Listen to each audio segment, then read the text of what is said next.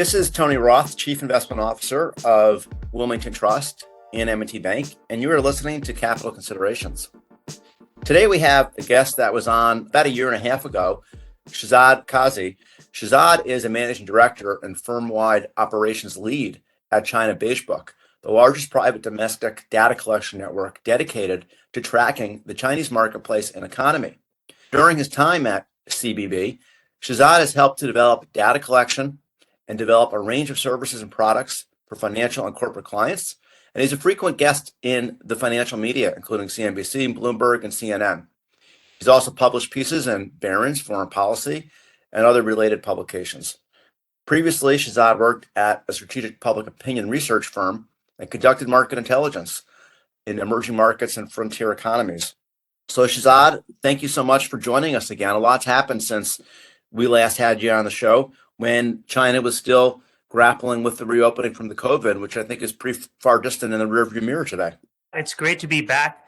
There's a ton happening on China, and I think markets have, unfortunately, as usual, been getting the China story wrong, both from the upside and the downside. So glad to be getting into all this with you today. So let's get right into it.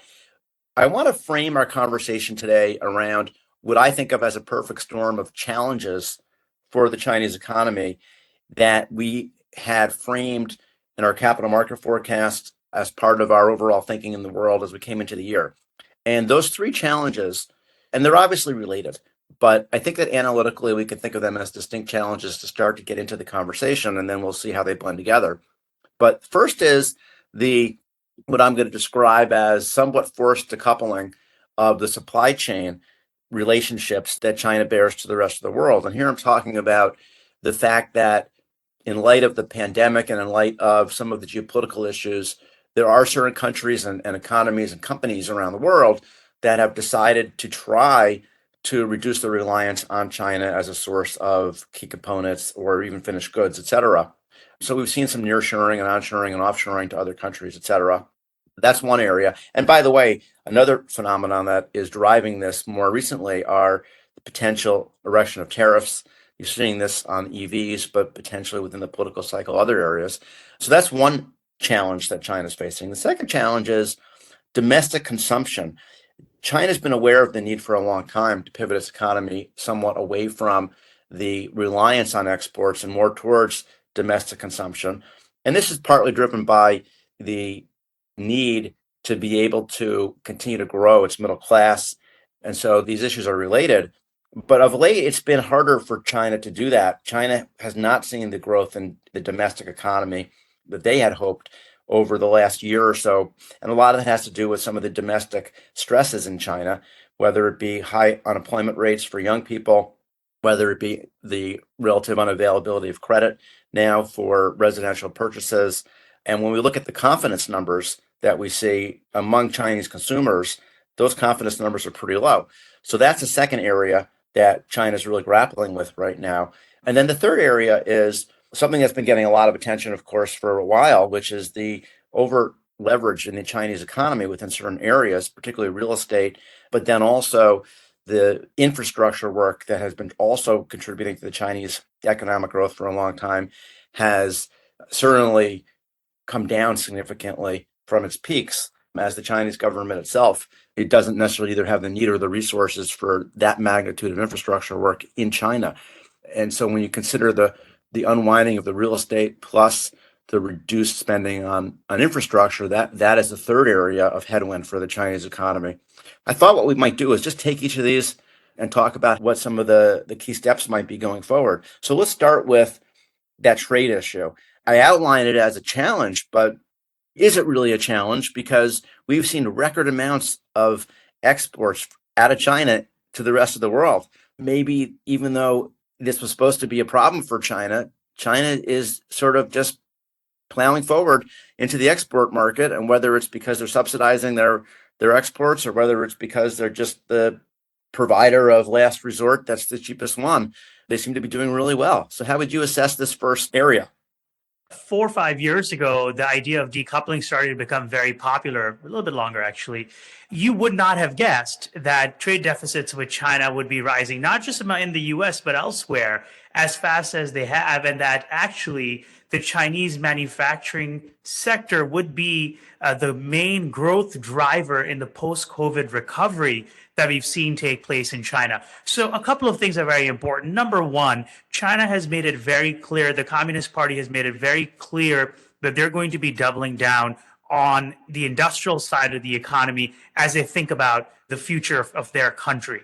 Manufacturing is there to stay. It's not going anywhere. What's happening, of course, is that they're going to be doubling down on high-tech manufacturing, high-end manufacturing. They want to make batteries and EVs and semiconductors and semiconductor making equipment. They are no longer interested in making T-shirts or just plastic toys and so forth. It's very important to have that context. Does that desire reflected in the current composition of their manufacturing, or is that more of a future aspiration? I think we're absolutely moving toward that. They have announced quite a lot of money that is going to be dedicated towards the high-end and high-tech manufacturing, but you have to look no further than the EVs issue to realize how quickly they have realized their ambitions, and at least parts of the goal are certainly being accomplished today.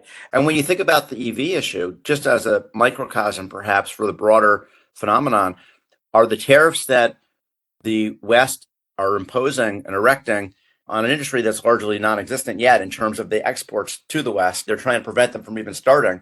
Are they virtuous in the sense that these are unfair trade practices that China's engaged in and in the way that they're able to deliver these products at such low prices? Or is it that they're truly being subsidized in some unfair way by the Chinese government? There's no question about the fact that the EV industry in China had been heavily subsidized. And of course, officially, the national subsidies had been taken off somewhere around, I think, 22 or so forth. But there are lots of local subsidies that stay in place and other supportive measures, which has allowed Chinese EV companies to produce cars incredibly cheaply. That has also, by the way, created a domestic glut problem. There are so many EVs in China right now that there's been a massive price war that has been going on for the last couple of years. And then from the external standpoint, of course, it has allowed Chinese companies to overwhelm the markets, not just in Europe, which is what we talk about quite frequently out here in the West, but of course, also if you go to Southeast Asia or Latin America, the Chinese EVs are very much on the roads. They're being sold in large proportions and purchased in large proportions. But Europe, of course, has been overwhelmed by that. In America, as you correctly pointed out, the goal is to put as many tariffs as possible to prevent Chinese EVs from coming in. Let's take a step back and realize, though, when a car sells for $9,700, $9,900, what does 100% tariff do to it? Make it $18,000? Well, that still makes it far cheaper than any other option around. I just think it's remarkable, the price gap that you just described. If a car here would cost 40 to 50,000 and it's 9,000, 10,000, let's say, out of China, that's 4 to 5 times more. Is that gap primarily due to the cost of labor here, or is it primarily due to the fact that they received massive subsidies? The batteries are so much cheaper in China. Even with 50, 100% tariffs, do you think the Chinese automakers are going to start showing up here? I think eventually there are probably going to be Chinese EVs, short of some very drastic type of bans.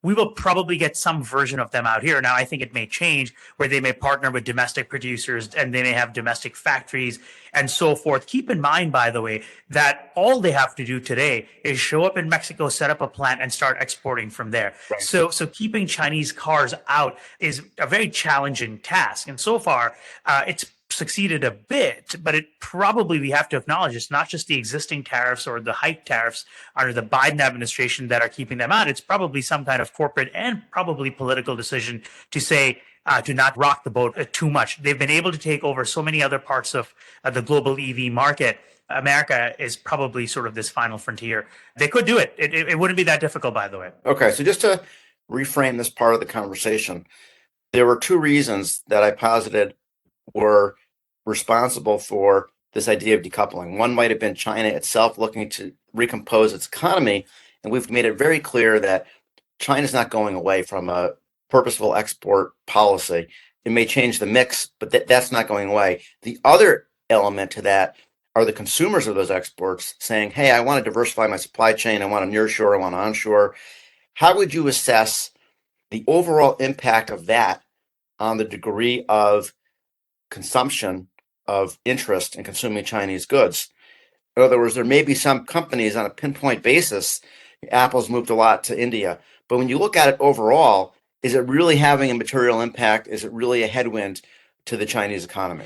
What's really going on here is not only do you have Western producers and factories, predominantly American, who are saying, okay, we need to have a China plus one or China plus whatever policy where we are producing in multiple countries. Okay, you've got that going on. I say this always tongue in cheek. Companies that have realized that they need to instantly take advantage of US-China decoupling are predominantly and probably primarily Chinese companies who themselves have said, set up shop in Vietnam, set up shop in Mexico, set up shop in a third country, and let's reroute the inputs from there.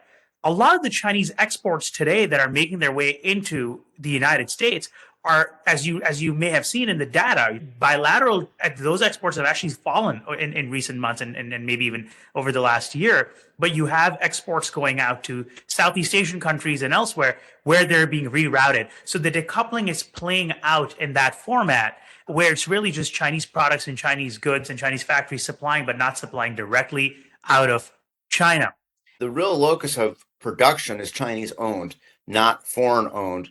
And therefore, what's happening is China saying, okay, if you don't want to consume directly from China, I'll just go to another country and set up my plant there and you'll consume it. And when your board or your stockholders or your C-suite from a strategy standpoint looks at its exposure to China, it'll be satisfied that that exposure is reduced.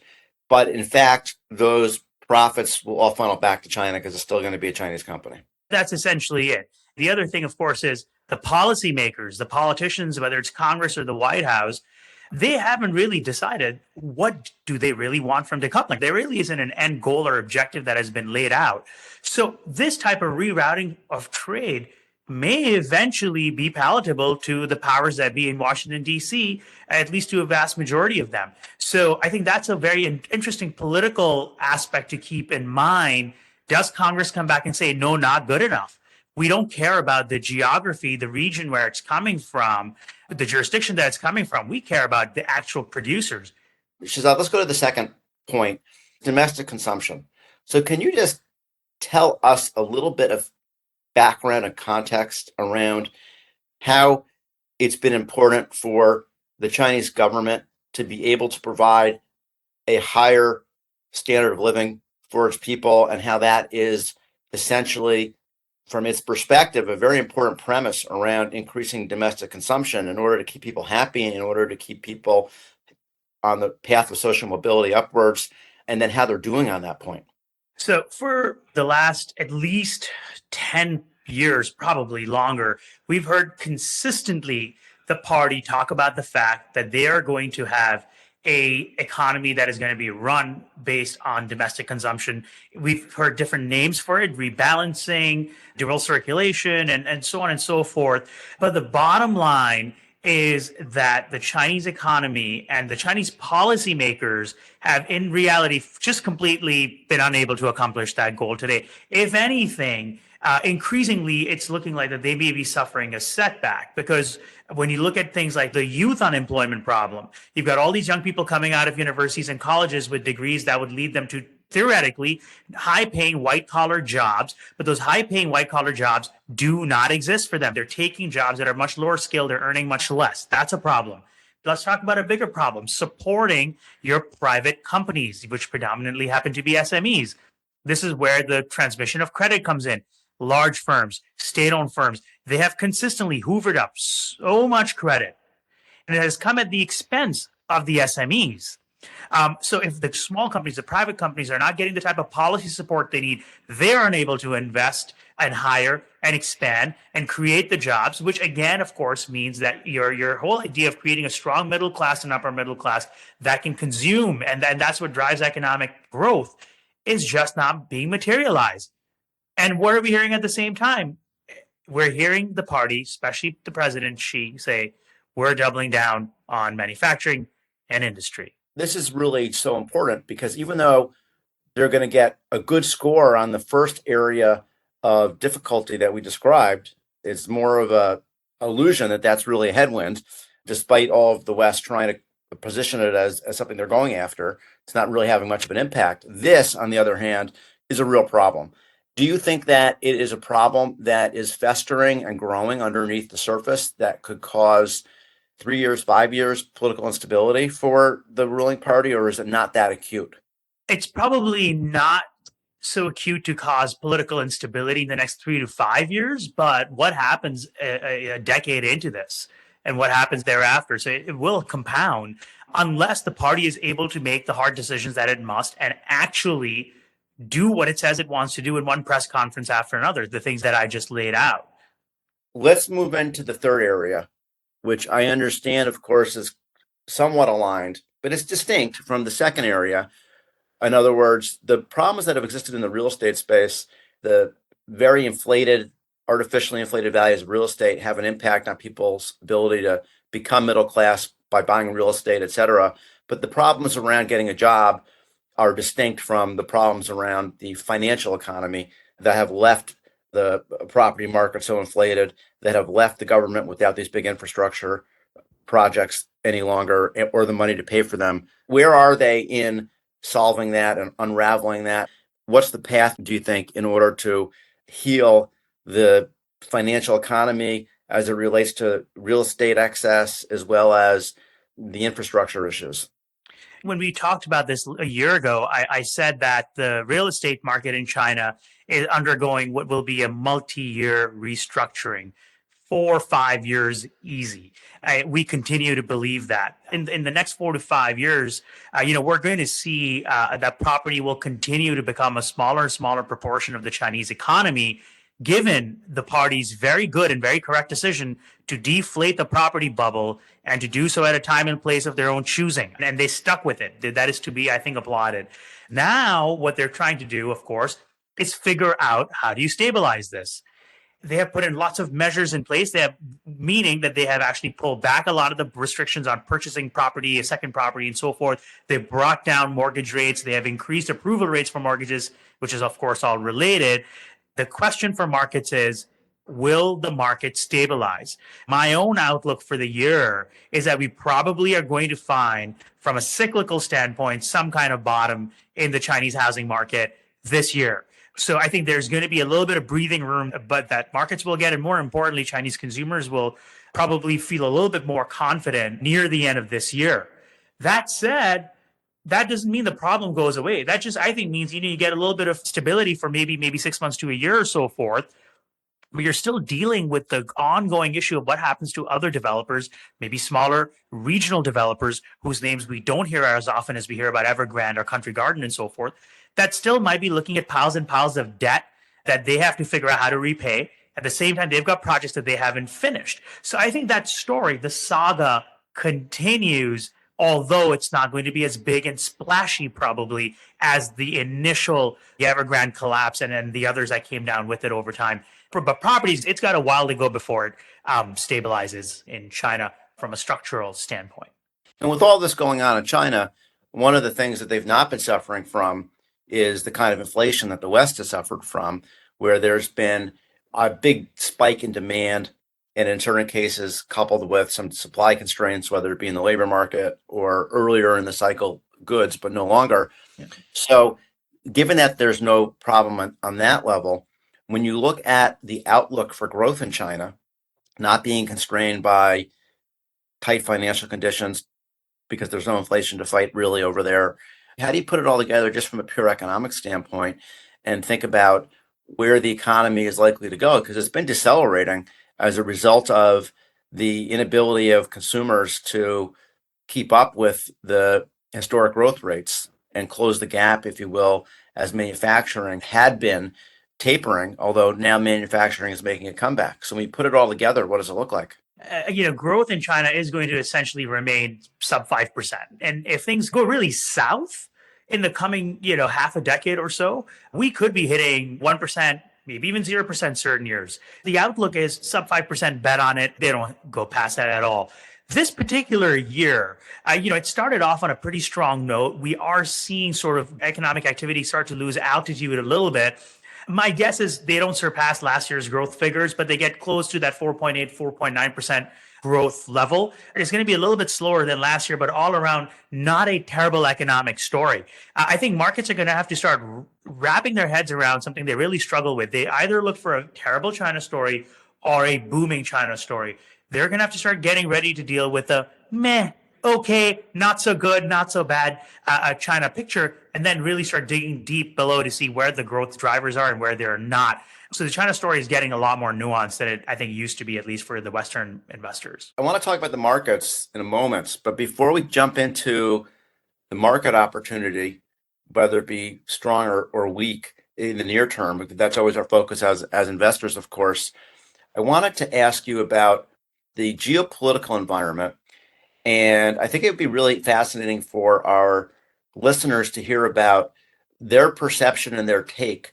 They're very nationalistic, as I understand it. And even though we may look at the alignment of China with Russia, with North Korea increasingly, and we're in a geopolitical world now that's feeling, there's probably a less pretentious word to call it, but the word I've settled on for the moment is de-atomized. We've had all of these pinpoint geographically isolated issues for many decades, whether it be the Middle East, whether it be Southeast Asia, indeed, whether it be Russia and Ukraine, etc. But now they seem to be de-atomized. In other words, they're getting more global, and you're going into this sort of World War 2.0 bipolar world with all this nationalism. How is the domestic populace responding to the autocratic regime's alliance with the more communist, or more, probably a better word is regressive side of the continuum, if you will? And how does that impact China? Because, as an example, we were talking a few moments before we started our conversation formally, Shehzad, and I said, "When was the last time you were in China?" And he said, "Well, I haven't been for a long time because, they're not open in the way that they have been in the past, and it's non-trivial for someone like me to go there. And someone like you're not a spy. You're just a guy that's a financial bean counter, with all due respect, even though you're really great at it. Maybe if you wouldn't mind starting with that, why haven't you been there? Tell us about the environment, and then talk to us a little bit more about how that geopolitical direction of China may be impacting the people on the market and the economy, if at all." So, Tony, I think what's happened, of course, is that the environment in China has become very constrained. They've become very strict with their laws around what they consider to be espionage, what they consider to be a data and information that's allowable.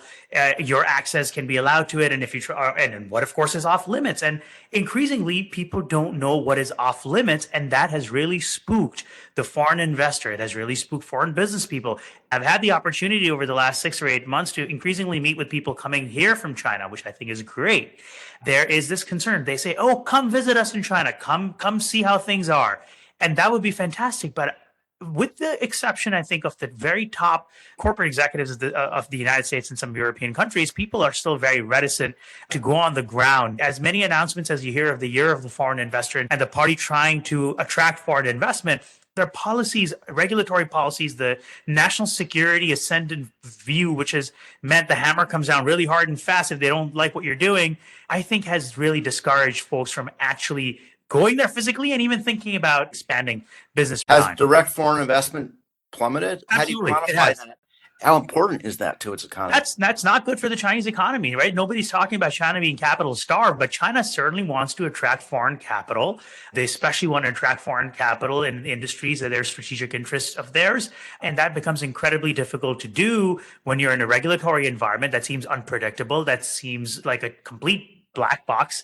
And so foreign investors don't want to deal with that. That problem is much bigger and larger than just any one individual. And I imagine it's not just a pure capital standpoint, it's also an expertise, a know-how.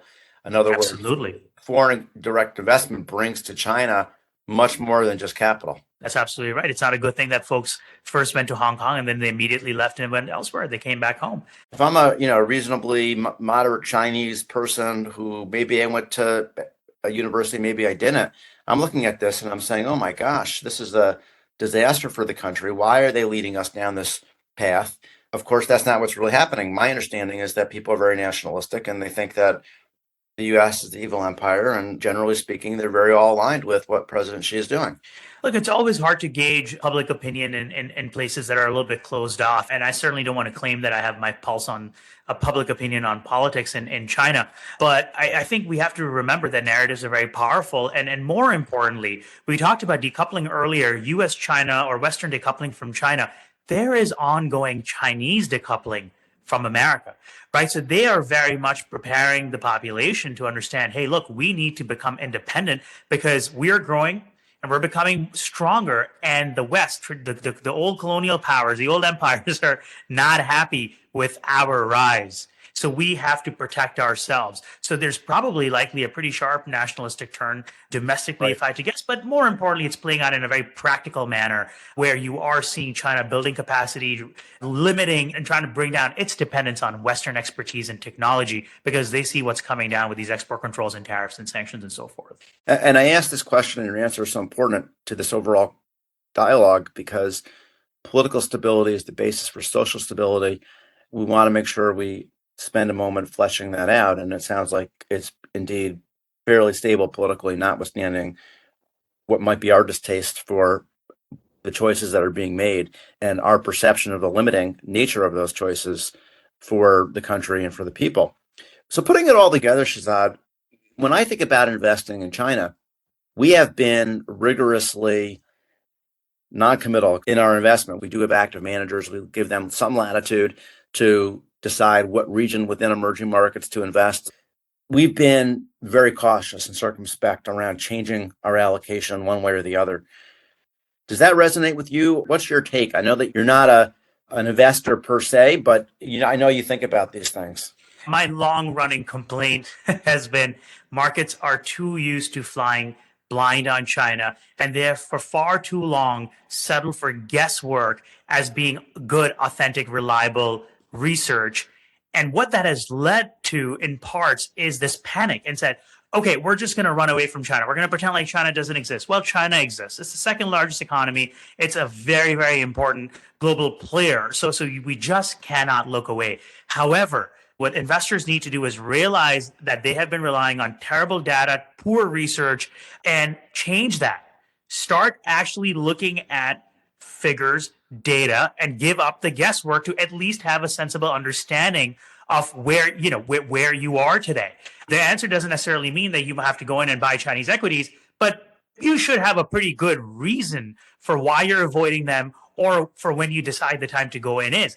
We don't have that right now. People are avoiding Chinese equities, but that's still based on just as much guesswork as when they were rushing into Chinese equities in January of 2023 because they thought that the stock market was going to skyrocket and the economy was going to take off. So unfortunately, the reasoning hasn't changed. That's the biggest drawback here.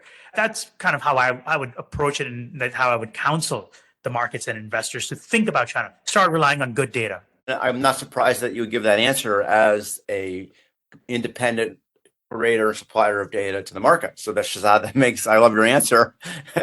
It's the perfect answer, given the role that you play in the system.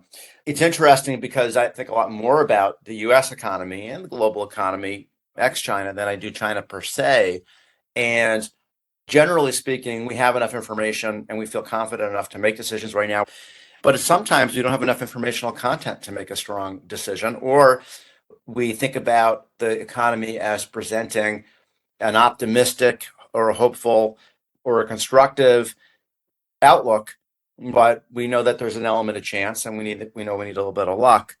And I would say that when that element or measure of luck that's needed becomes the predominant element of your decisioning, then you sort of pull back and say, gee, either I avoid the market altogether, or if in this case it's too big to avoid because it's the second biggest economy, I'm just going to keep a neutral allocation.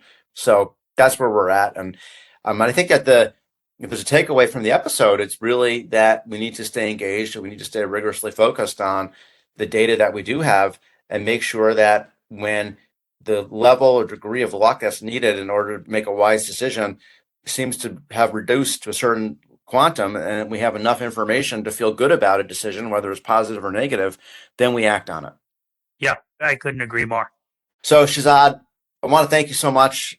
What a great conversation and so relevant. We covered a tremendous amount of ground today. I am looking forward, if you're willing, to have you back again in about a year and see how things transpire. Sounds great. Would love to. It'll be a very exciting time, I think.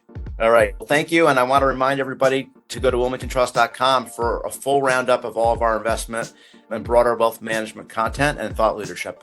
Thank you all for listening today. This podcast is for educational purposes only and is not intended as an offer or solicitation for the sale of any financial product or service or recommendation or determination that any investment strategy is suitable for a specific investor. Investors should seek financial advice regarding the suitability of any investment strategy based on the investor's objectives, financial situation, and particular needs. The information on Wilmington Trust's capital considerations with Tony Roth has been obtained from sources believed to be reliable, but its accuracy and completeness are not guaranteed. The opinions, estimates, and projections constitute the judgment of Wilmington Trust as of the date of this podcast and are subject to change without notice. The opinions of any guest on the Capital Considerations podcast who are not employed by Wilmington Trust or M&T Bank are their own and do not necessarily represent those of M&T Bank Corporate or any of its affiliates. Wilmington Trust is not authorized to and does not provide legal or tax advice. Our advice and recommendations provided to you is illustrative only and subject to the opinions and advice of your own attorney, tax advisor, or other professional advisor. Diversification does not ensure a profit or guarantee against a loss. There is no assurance that any investment strategy will be successful. Past performance cannot guarantee future results. Investing involves a risk, and you may incur a profit or a loss. Any reference to company names and/or specific securities mentioned in the podcast should not be construed as investment advice or investment recommendations of those companies or securities. Third-party trademarks and brands are the property of their respective owners. Third parties referenced herein are independent companies and are not affiliated with M&T Bank or Wilmington Trust. Listing them does not suggest a recommendation or endorsement by Wilmington Trust. Private market investments are only available to investors that meet the U.S. Securities and Exchange Commission's definition of qualified purchaser and accredited investor. Facts and views presented in this report have not been reviewed by and may not reflect information known to professionals in other business areas of Wilmington Trust or M&T Bank, and may provide or seek to provide financial services to entities referred to in this report. M&T Bank and Wilmington Trust have established information barriers between their various business groups. As a result, M&T Bank and Wilmington Trust do not disclose certain client relationships or compensation received from such entities in their reports. Investment products are not insured by the FDIC or any other governmental agency, are not deposits of or other obligations of or guaranteed by Wilmington Trust, M&T Bank, or any other bank or entity, and are subject to risks including a possible loss of the principal amount invested. Wilmington Trust is a registered service mark used in connection with various fiduciary and non-fiduciary services offered by certain subsidiaries of M&T Bank Corporation, including, but not limited to, Manufacturers and Traders Trust Company, M&T Bank, Wilmington Trust Company, WTC, operating in Delaware only, Wilmington Trust N.A., WTNA, Wilmington Trust Investment Advisors, Inc., WTIA, Wilmington Funds Management Corporation, WFMC, Wilmington Trust Asset Management, LLC, WTAM, and Wilmington Trust Investment Management, LLC, WTIM. Such services include trustee, custodial, agency, investment management, and other services. International corporate and institutional services are offered through M&T Bank Corporation's international subsidiaries. Loans, credit cards, retail and business deposits, and other business and personal banking services and products are offered by M&T Bank, member FDIC. Copyright 2024 M&T Bank and its affiliates and subsidiaries. All rights reserved.